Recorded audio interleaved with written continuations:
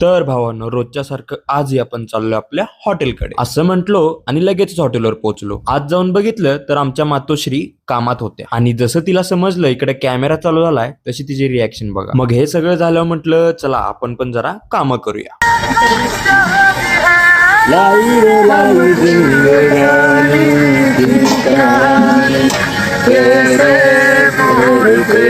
कुठली पण कामं अशी गाणी ऐकत केली की ती कामं करायची एक वेगळीच मजा असते. मग आमचं काय, हे रोज चालूच असते हो. A few moments later. Customer यायचं टायमिंग चालू झालं आणि 8:30ला म्हणजे सगळे टेबल फुल होऊन गेले. तसा हॉटेलवर असा रश हा रोजच असतोय, पण आज जरा जास्तच होता.